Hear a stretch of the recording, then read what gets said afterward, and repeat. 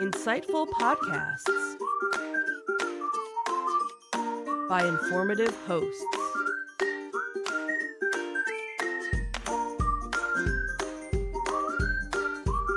Insights into Things, a podcast network. Welcome to Insights into Technology, a podcast exploring the latest in computers, networking, home automation, mobile computing, and all things technology related. Our hosts will take a deeper dive into the latest and greatest in tech trends and give you the information you need to enable your tech-centric world. This is Insights into Technology, episode 19. Elon, AI, and election security. What could possibly go wrong? I'm your host, Joseph Whalen, and this is your tech news for the week. Our first story comes to us from Cyberscoop. Musk's DOGE and the federal data dilemma. Elon Musk's Department of Government Efficiency, or DOGE, has rapidly integrated into federal agencies, aiming to reduce government spending. However, this aggressive approach has raised significant cybersecurity and privacy concerns. Experts warn that DOGE's actions may be compromising sensitive data and violating established federal protocols. Notably, DOGE has accessed the Treasury Department's payment systems, which manage disbursements like Social Security and Medicare. Additionally, at the Office of Personnel Management, DOGE installed a private server without proper security vetting, potentially exposing personal information of millions of federal employees. Critics liken these actions to an ongoing data breach, emphasizing the risks of bypassing decades of established laws and procedures. So, let's talk about the potential legal violations here briefly. DOGE's unauthorized access to federal systems may breach laws such as the Federal Information Security Management Act and the Privacy Act. These statutes are designed to protect sensitive government data and ensure proper handling. Working for a company that is working in the DoD space, we do contracts for federal contracts for the government. There are very strict and very well-defined rules on how to handle the small subset of data. What we deal with is covered unclassified information, which is not nearly as sensitive as some of the information in these federal agencies, actually. And if we violate these, we're talking about significant financial penalties. We're talking about jail time. We're talking about loss of government contracts. And the fact that Elon Musk and this new, I don't want to say fictional organization, but this new made-up organization, the Department of Government Efficiency, is now going in here with individuals employed by them that are known hackers, that are people that very well could wind up in jail for some of the things they've done in the past. And they've got access to everything in the government now, which is frankly terrifying. If I was a federal worker, I would be doubly terrified because they've got all access to all of your personal information. And there seems to be no checks and balances in place. There seems to be no security procedures in place. The fact that they can drop a server in here without having it properly vetted is ridiculous, really, if you ask me. There's obviously a potential impact on public trust with this as well. The perceived overreach of DOGE could erode public confidence in the government's ability to safeguard personal information, especially considering breaches in the past, like the Office of Personnel Management hack from 2015, which already ate into that public trust with the exposure that came from that. And the cybersecurity risks themselves, like installing an unvetted private server, granting access to individuals who don't have proper clearances, and probably, given the history of some of the people involved in this, they wouldn't even be able to get a security clearance if it was done properly. All these things introduce vulnerabilities into a system that's already under attack and already vulnerable to numerous avenues of infiltration. This increases the risk of malicious attacks on critical government infrastructure, and this is all public knowledge. So adversarial nations that were already aggressively targeting our federal systems are most likely going to double down on this now and really come after the federal government, because now there's no one protecting it at this point in time, and we're literally stripping away the protections that we did have. So where's the oversight and accountability here? Who's responsible for this when it gets hacked and when this information leaks out? The situation underscores the need for robust oversight mechanisms that ensure initiatives aimed at improving efficiency don't compromise security or violate established protocols. The government has a bureaucracy, and I've criticized the federal government a lot about how slow they are to react, to deal with issues, to innovate, to integrate new technologies. All of that's true. However, it's true because the bureaucracy that's in place right now for the federal government is something that's been built from years of dealing with attacks and issues and privacy concerns. These layers and layers of protocol that are put on top of this to provide legal protections and information protections are there for a reason. These aren't inefficiencies in government that need to be done away with. They're protections that we need more of, not less of. And I think we're going in the wrong direction with this particular initiative, I guess we'll call it, that the Trump administration is currently going through. And we're seeing it across the board on various things. Election interference committees have been removed. CEAS has been affected by this. They're doing away with entire departments. They're trying to buy employees out, and you're getting tens of thousands of employees that are going to be leaving the government that have the tribal knowledge that our government depends on. And when you start upsetting all these apple carts in the name of efficiency and cutting costs, you expose the government to a lot of different exposures of threats that they don't need any more help being threatened at this point in time. So the future does not look bright right now for cybersecurity in the federal government, and it's only getting progressively worse. Our second story comes to us from Cyberscoop as well. Misinformation mitigation ceases unexpected intermission. The U.S. Cybersecurity Infrastructure Security Agency, or CISA, has placed several members of its election security team on administrative leave. This action primarily affects employees involved in combating misinformation and disinformation related to the elections.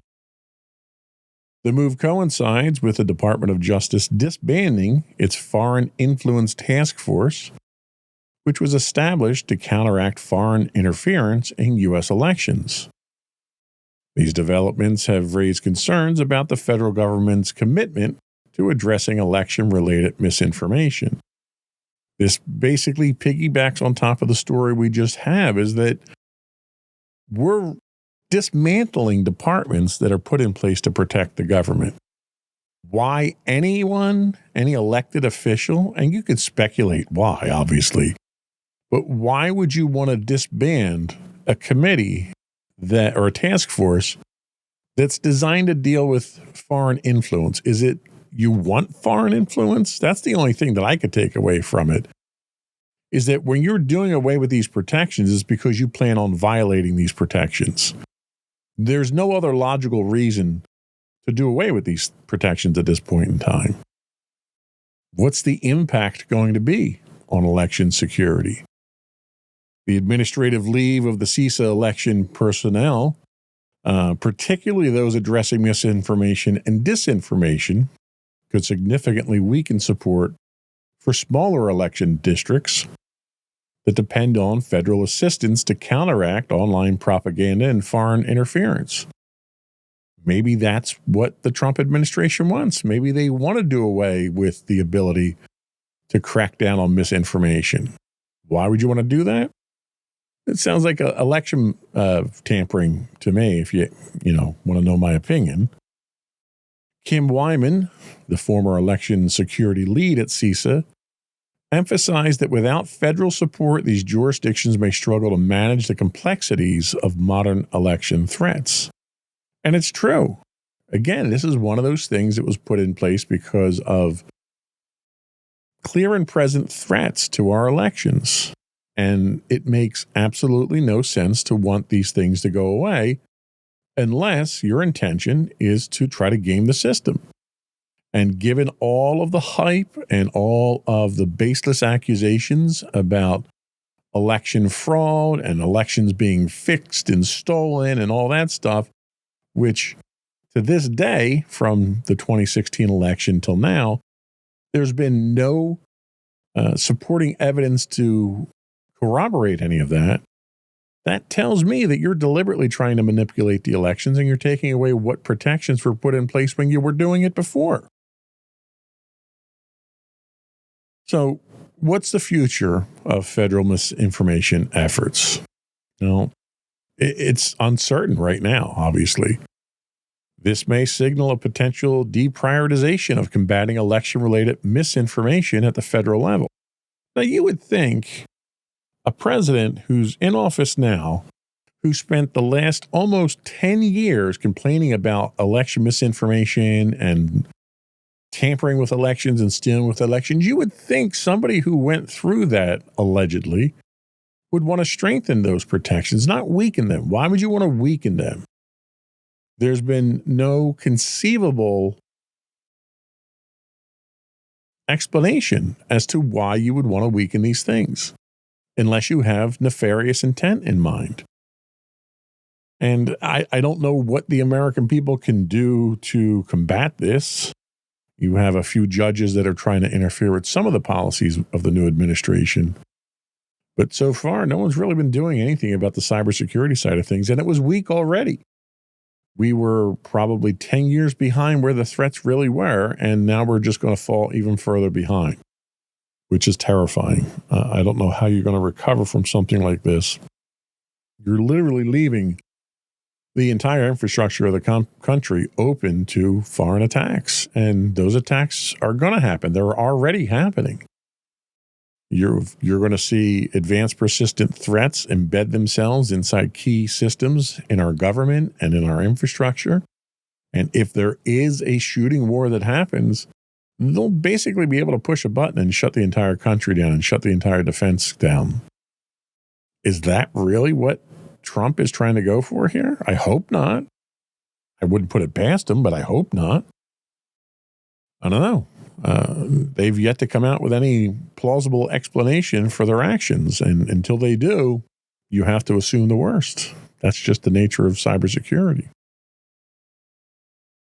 Dark reading takes us to our next article here. DeepSeek or Deep Leak? It seems like DeepSeek's in the news every week now. Recent evaluations by cybersecurity firm AppSoc have revealed significant security vulnerabilities in DeepSeek, a Chinese-developed generative AI model. The model failed multiple critical security tests, including susceptibility to jailbreaking, prompt injection, and malware generation, with failure rates ranging from 19.2% to 98%. Notably, DeepSeek was convinced to create malware in 98.8% of tests and generate virus code in 86.7 cases. Due to these vulnerabilities, experts advise against deploying DeepSeek in enterprise environments, especially where handling personal information, sensitive data, or intellectual property is involved. Now, to say that that is an alarming rate of failure in security tests would be a massive understatement. DeepSeek's alarming failure rate is in generating malicious code highlights the model's lack of robust security measures, which I don't think anybody was disputing that going into this, but seeing these numbers is really overwhelming. The vulnerabilities pose significant risks if the model is integrated into business applications without proper safeguards. I don't even know how you could safeguard against that many failure rates. That's literally to the point of throwing the entire thing out and starting from scratch. When you're barely mustering a 2% accuracy rate, that's pretty bad. So what are the implications for enterprise adoption? Well, obviously, you shouldn't integrate with it. I don't think you need my advice on that one to kind of understand the problems. Implementing the models, given the model's susceptibility to security breaches, organizations must exercise caution before considering DeepSeek and any AI. The security posture right now for AI should be one of cautious optimism. Assume the worst, but hope for the best. We've already seen that there are numerous. We talked about Meta last week with their AI and the flaws that were found in it. It's just too new a technology at this point in time to put too much faith in it.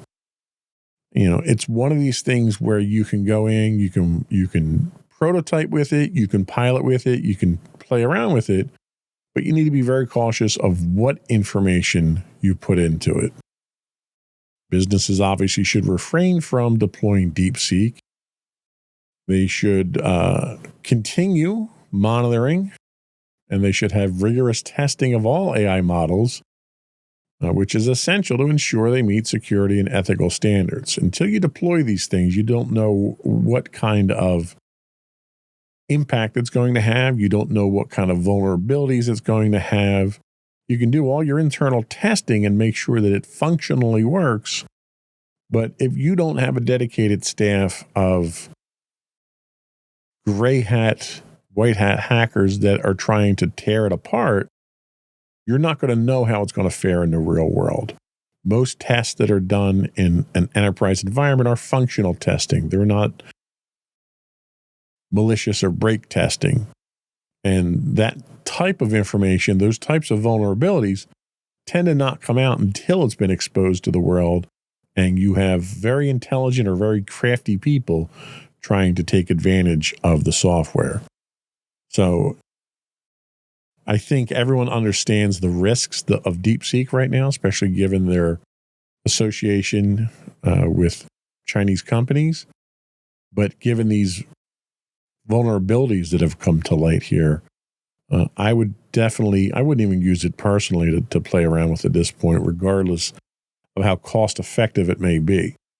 What is a cheap alternative AI solution now could prove to be incredibly expensive later on if a breach results from it. So we're going to take a quick break, and when we come back, we're going to talk about more tech news. But before we do go, I want to take a moment to invite our listening and viewing audience to subscribe to the podcast. You can find audio versions of this podcast listed on any of your favorite podcast trackers as Insights into Technology.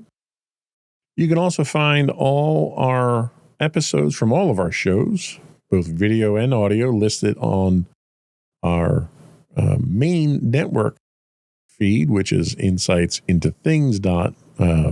Just Insights into Things. We're available on Apple, Spotify, Google, anywhere you get a podcast these days. I would also invite you to reach out, give us your feedback, send us your questions, give us your point of view on some of the topics and stories that we talk about here. You can email us at comments@insightsintothings.com. We'll get your comments into a show in the future as we revisit them. You can also leave a voicemail for us. You can call in at 856, 403-8788. That's 856-403-8788. You can find us on all the social media platforms for the most part. We're on LinkedIn, Blue Sky. Just look for us as Insights into Things.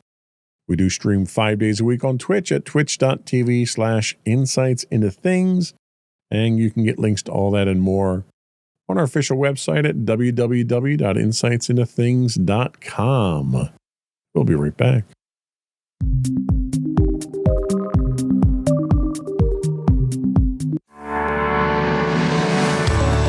Insights into Entertainment, a podcast series taking a deeper look into entertainment and media.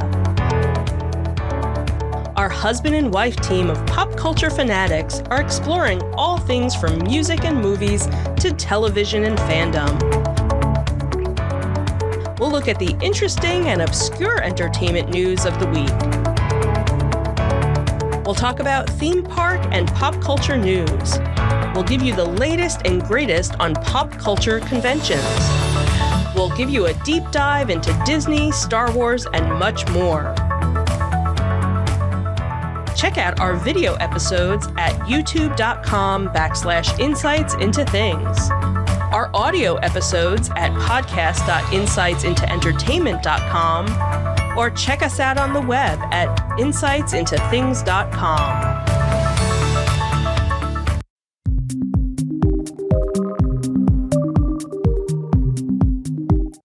Welcome back to Insights into Technology.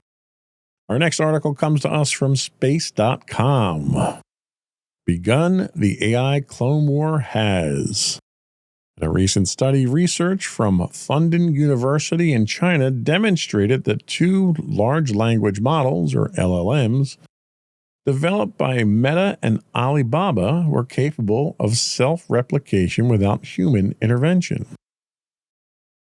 In multiple trials, these AI systems successfully clone themselves in 50% and 90% of cases, respectively. The researchers emphasize that this development crosses a critical, quote, red line, suggesting that AI may have the capacity to operate beyond human control. They urge the global community to proactively establish safety measures to mitigate potential risks associated with advanced AI systems. So, okay, this is kind of Skynet starting to happen, right?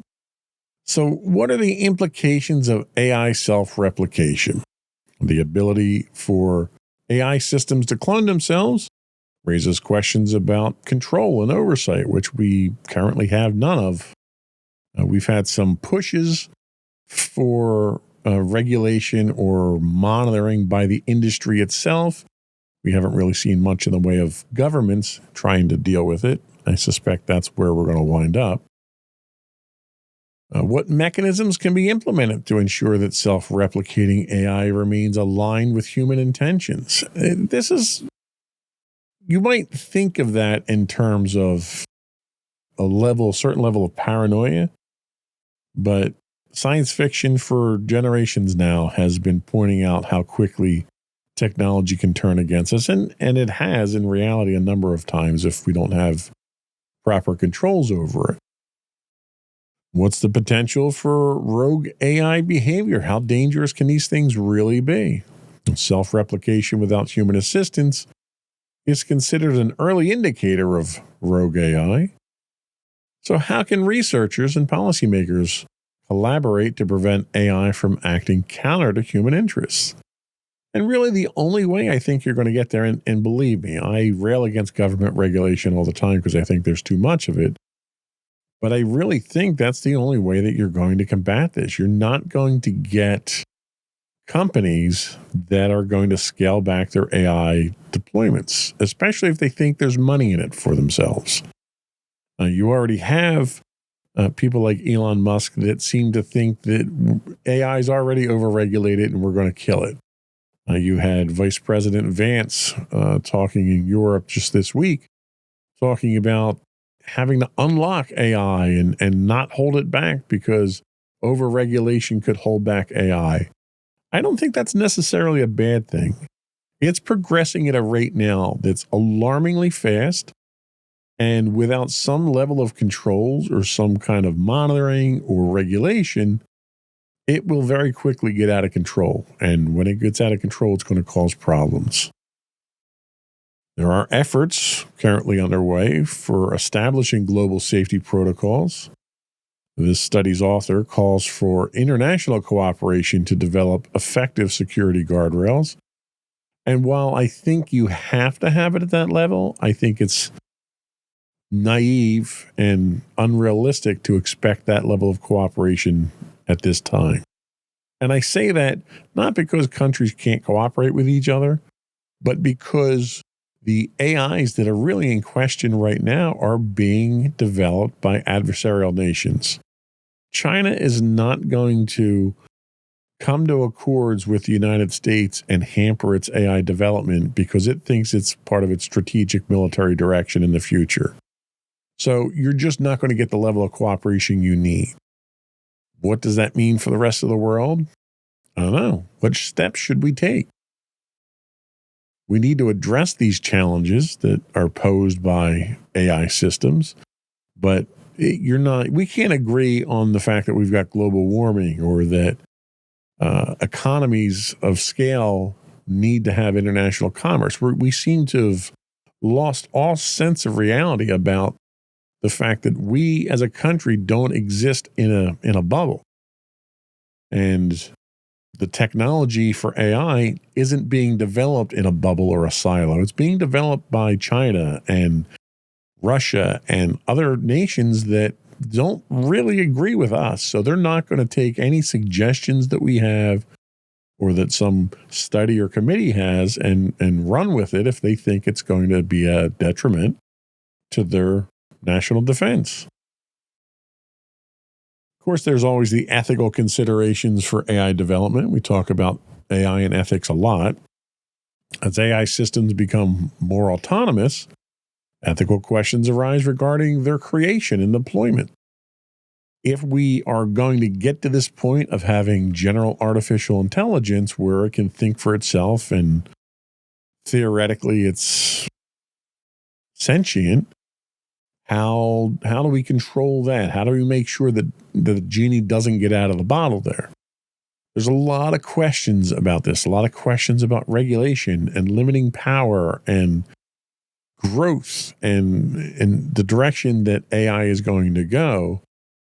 And I think the fact that AIs can clone themselves without human intervention now adds an entirely different dimension of threat to the world of AI and the world of computers at this point in time. There has to be some level of control, and we don't have it yet. So hopefully, cooler minds will prevail and we'll come to some kind of terms. But as long as you have opposing nations that are developing the technology, that's highly unlikely to happen anytime soon. Tech News World, a new site we're using for reference this week, gives us our next story. Is Stargate the next Skynet? Another reference to Skynet here if you're a Terminator fan. The Stargate project is a massive artificial intelligence initiative announced by President Trump involving a joint venture between OpenAI, SoftBank, Oracle, and MGX. The project plans to invest up to $500 billion in AI infrastructure across the United States by 2029, aiming to establish large-scale data centers and energy generation facilities to advance AI development. While proponents highlight potential benefits in fields like healthcare, critics draw parallels to the fictional Skynet from the Terminator series, expressing concerns about the rapid advancement toward artificial general intelligence and the possible risks of creating autonomous systems beyond human control. So obviously this is a theme this week of AI taking over the world and humans kind of taking a back seat. So the scale and ambition of the project itself is a bit far-fetched. With an investment of up to $500 billion, Stargate represents one of the largest AI infrastructure endeavors to date. What are the specific goals and milestones envisioned for this project? So far, it's been pretty light on details. Is it for profit? Is it for the betterment of mankind? Is it for exclusively the betterment of the United States? Given the nationalist appeal or direction that the new administration is going in, I could totally see it being a U.S.-based benefit only, which is going to be kind of hard because you have investments coming from overseas. But they've really not come out and said what the purpose of it is other than to advance AI. That's pretty vague. What are the ethical and safety considerations? Again, ethics is something that's always in the forefront of AI because of its potential. The comparison to Skynet raises questions about the ethical implications of pursuing AGI, or artificial general intelligence. What measures are in place to ensure the development of safe and controllable systems? Well, the answer, none. You're basically hoping for the best intentions from these companies that are involved. Maybe partnering these companies together, we can put some kind of controls over them. But these really are not the only players in the AI space right now, certainly not in the US, and definitely not in the world. So what's the impact of this conglomeration on the AI industry? How might the significant investment influence the broader AI landscape, including competition among tech companies and the direction of future research? We're already seeing this AI push have an effect in other areas of computers, chip making, for instance, GPUs. We saw NVIDIA with their GPUs that are very effective at working with the current AI models. Their stock went through the roof when they were used in several AI initiatives. And then DeepSeek comes out, shows that it can do as good a job, if not better than OpenAI without the GPUs, and NVIDIA stock tanked at that point in time. So the capabilities of AI are driving market demands right now, and they're having a significant impact on the market. So what's the public perception and communication surrounding this? The Stargate project has received mixed reactions, even from me, with supporters praising its potential to boost U.S. AI leadership and job creation, while critics raise concerns about transparency, feasibility, and the risk of advancing autonomous AI. You can't deny the risks. They're pretty obvious. Project leaders have engaged in media outreach and official announcements to address skepticism, emphasizing financial backing and strategic goals, but doubts remain about the long-term execution. And a lot of people look at AI and they think of naive intentions with it, wholesome, positive intentions. But the reality of it is, the first thing that this and any other significant breakthrough in technology is going to be used for is most likely military intent and government use. And I think we need to prepare ourselves for that. The federal government is not going to put a program like this together and not get some kind of strategic benefit out of it. They're not doing it for the greater good, any more than they built the atomic bomb for scientific achievement or went to the moon for, the betterment of mankind. They were all military driven out of fear. So I think you're going to see the same type of thing with AI here. I think we're going to reach a point where our AI is going to be a military application that will be restricted from civilians, the more powerful versions of AI. And eventually that will trickle down to the civilian use market, but not before there's better alternatives out there. And that's just the way things have been in general with technology. And we're not getting away from that anytime soon. So when it starts to be used for military implications, I would not be too alarmed by that. That's kind of expected. Tom's Hardware gives us our next story. CPUs hitting the snooze button. For the first time in 2 decades, Passmark's benchmarking data indicates a decline in average CPU performance for both desktop and laptop processors. And in 2025, laptop CPUs saw a 3.4% decrease, while desktop CPUs experienced a 0.5% drop compared to the previous year, 2024, sorry. This downturn follows significant performance gains in 2023, notably due to AMD's Ryzen Threadripper Pro and Ryzen 9 processor series.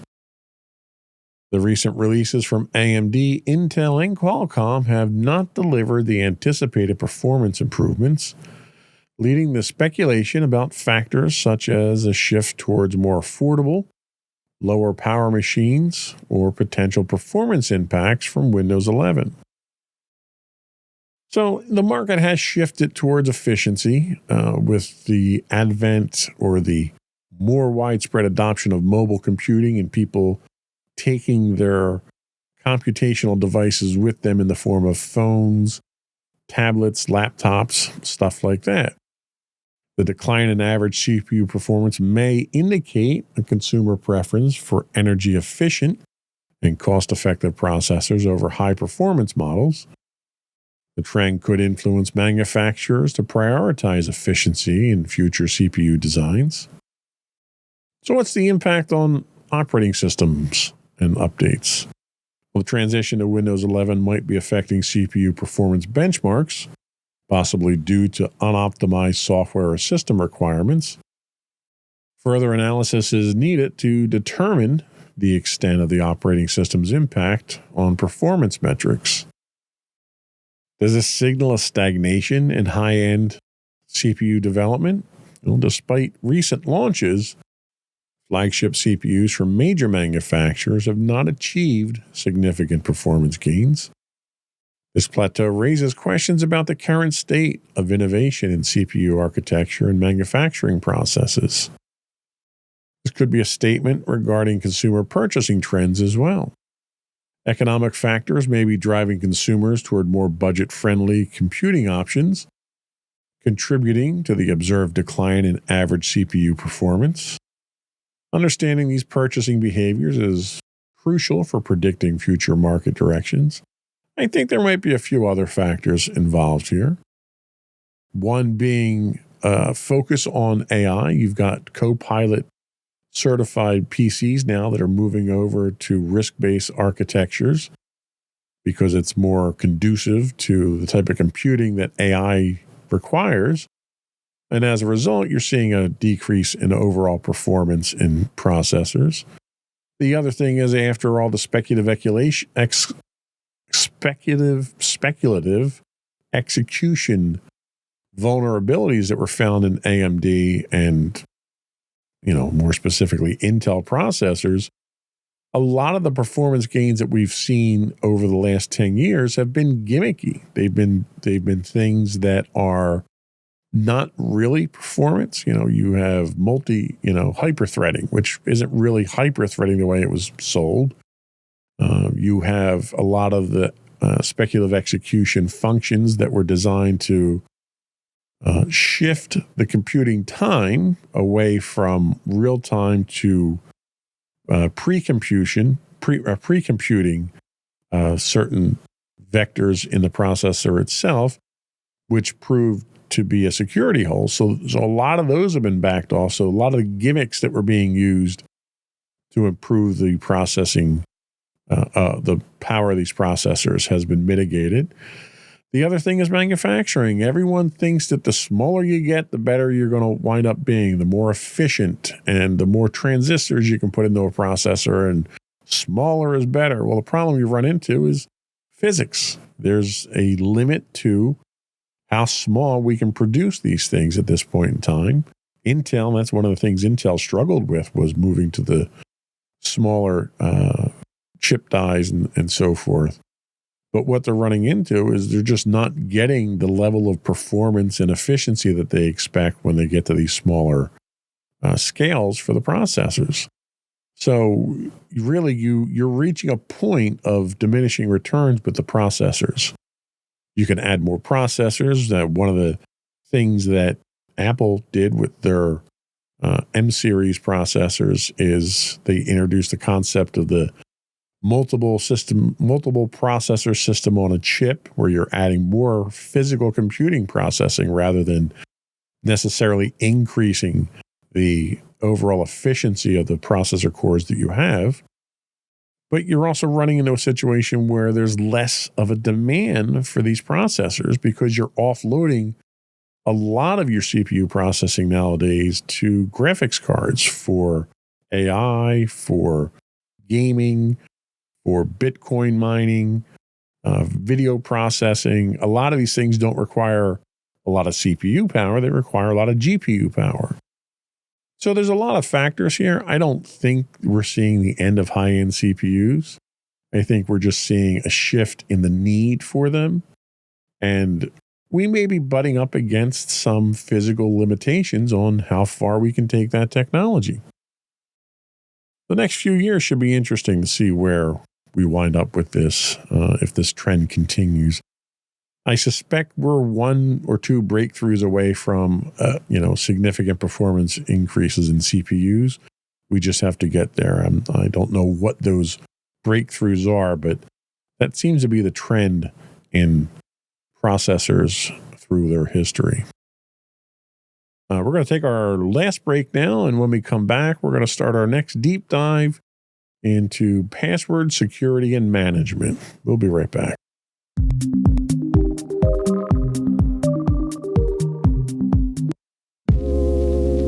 Are you tired of your favorite gaming podcast finishing with a play? Oh, no! Well, check out No Credits Rolled, where we play the games but rarely finish them. How's it going, folks? I'm Sam Whalen, your friendly host at No Credits Rolled, the ultimate gaming podcast, where we dish out the latest scoops and reviews on all your beloved video games. Hey, listen! Not only that, but we spice things up with some guest interviews and even give you, yes, you, a chance to have your say. Tune in every other week for a fresh dose of No Credits Rolled, available on all major podcast platforms, and hit us up on social media at No Credits Rolled. So why wait? Let's dive into the gaming world together, where finishing games is optional, but the fun is guaranteed.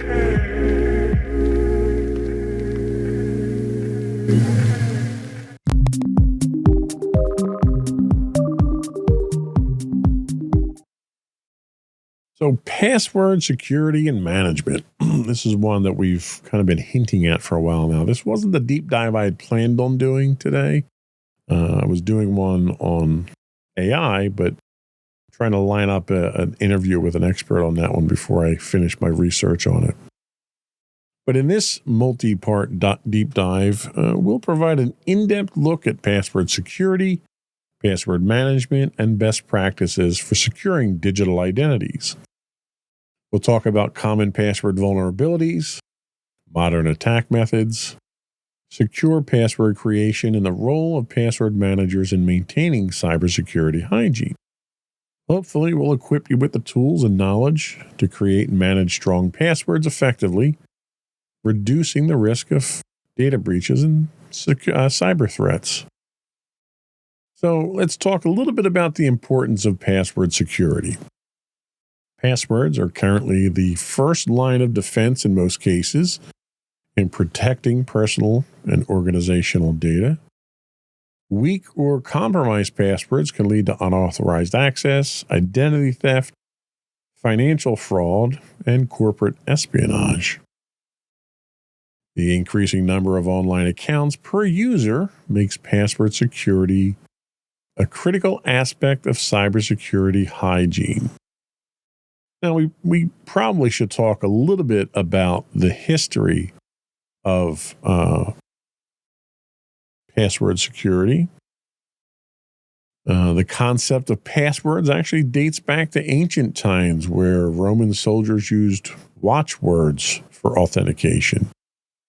In computing, passwords were first implemented in the 1960s at MIT for time-sharing systems.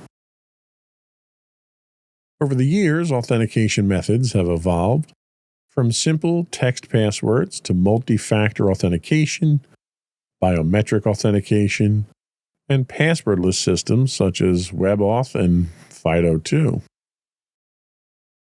There's a lot of common myths around passwords and security that I want to kind of delve into a little bit. The first of which is that frequent password changes improve security. While regular password changes can be beneficial, forced frequent changes often lead to users selecting weak, easy-to-remember passwords. And I've run into this with my users all the time. Password 123, password 1234, so that they can remember what it is. I changed it. That should make it more secure, right?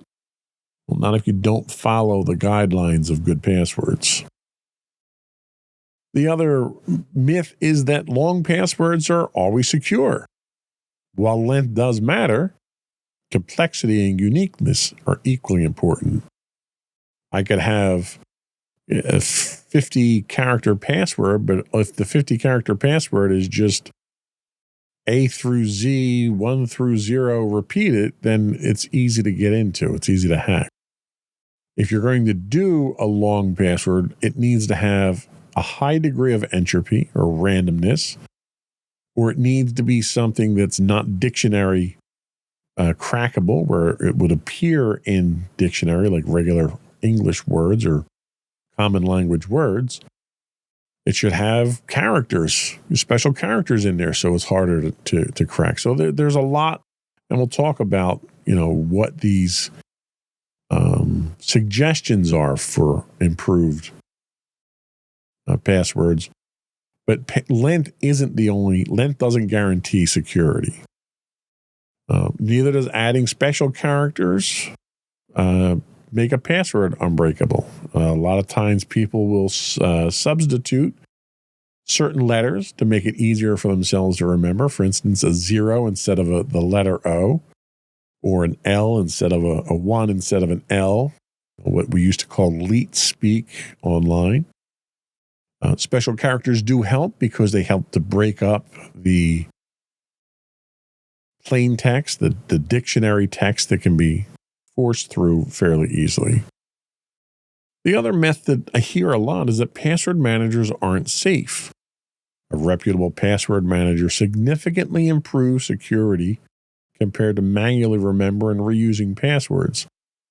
Yes, there have been breaches, LastPass being one of the breaches that comes to mind, that caused people to lose faith in the product. However, that breach caused them to go back and completely reevaluate their entire security scheme and make the improvements necessary to correct the errors and to bring their security current with the latest technology.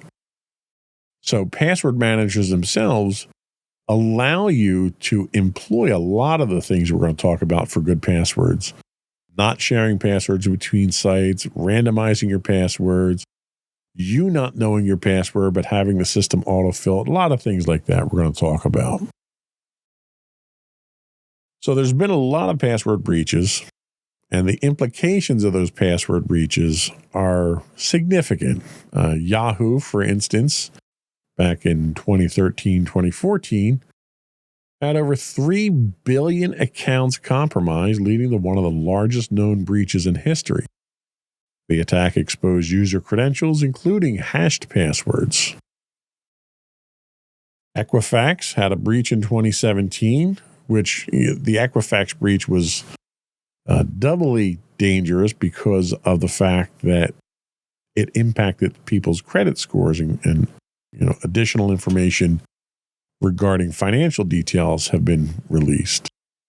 Their breach affected 147 million users, exposed sensitive information, including passwords and financial details, due to poor security practices on their part. LinkedIn had 2 breaches, one in 2012, one in 2021, where over 700 million users' passwords were leaked in multiple breaches, emphasizing the risk of weak hashing systems. And Facebook, again, another well-known entity, in 2019, had hundreds of millions of Facebook and Instagram passwords that were stored in plain text and accessible to employees, which demonstrates the dangers of poor password storage practices. These breaches highlight the importance of strong password policies, secure storage mechanisms, and the use of multi-factor authentication to mitigate risks. The biggest takeaway from this list is the dangers of shared passwords across multiple sites. When you reuse the same password with multiple services, all it takes is one of those services being breached, and attackers can then access every other service that password that you have is used in. Because in most cases, your email address or your login name is going to be the same, and they just simply start applying it to other sites. So there's a number of common password attacks that we should probably talk about because you hear them in the news a lot, and it's good to have a definition of what they mean. Brute force attacks are probably the most common. These attacks involve systematically guessing passwords by trying every possible combination of characters until the correct one is found. While this is slow for long passwords, short or weak passwords are especially easily vulnerable. The list of the top 10 used passwords in a recent survey would suggest that all of the top 10 can be broken in less than a minute. And these are passwords that are used millions of times over and over. Password 123, QWERTY, things along those lines. Dictionary attacks are probably the next most frequently used ones. This is where attackers use a predefined list of common passwords and words to crack user accounts. Many users rely on easily guessable passwords like password 123 or QWERTY. This method remains effective. These lists are often updated with new passwords as breaches occur and their details are released, increasing the veracity of this type of attack. Now, these two attacks that we talk about here, brute force and dictionary attacks, have been in use in the wild for decades now, so they're fairly common. Credential stuffing is another technique that's used, which exploits reused passwords from previous data breaches. Attackers use automated tools to try stolen credentials across multiple websites, taking advantage of users who don't use unique passwords for different accounts. And really, the one that I think most people are susceptible to is phishing and social engineering. We talk about this in training to combat these techniques. Cybercriminals trick users into revealing their credentials through deceptive emails, messages, or fake websites. Social engineering techniques exploit human psychology rather than technical vulnerabilities. Keyloggers and malware-based password theft is another technique. This is where malicious software can be installed on a victim's device to secretly record keystrokes as you're typing into the keyboard. Captures usernames and passwords this way. And really, a keylogger will capture anything that's input through the keyboard. So if you're sending emails or if you're inputting bank information, all that stuff can be captured as well. Advanced malware variants can even extract saved passwords from browsers and password managers.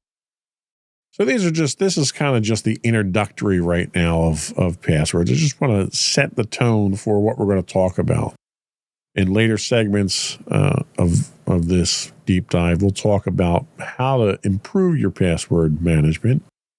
We'll take a look at some common password managers, and we'll arm you with the knowledge you need to be more secure in this environment moving forward. Before we go, I did want to do another shout out segment here. Don't have a lot. I only have one this week, and that was a Twitch follow from Perfect Baby. I want to thank you for that. Any follows that we get on Twitch or YouTube any subscriptions that we get. These all help us tremendously to keep our numbers up, to bring a little bit of money in to keep the lights on, to keep the subscriptions for our Podbean and so forth, so we can keep broadcasting up. So, and you know what? It helps to kind of stroke the ego a little bit to see folks that are listening to the program and appreciating it and following us. I would encourage you to give us your feedback. Let us know how we're doing. Respond. I'd love to engage my users and my listeners in conversation about the things that we talk about here, because it affects everybody. You can email us at comments@insightsintothings.com. You can call in, leave a voicemail. We can get you up on the podcast. Our call-in number is 856-403-8788. That's 856-403-8788. We also stream 5 days a week on Twitch at twitch.tv/insightsintothings. And you get links to that and more on our official website at www.insightsintothings.com. That's it. Another one in the books.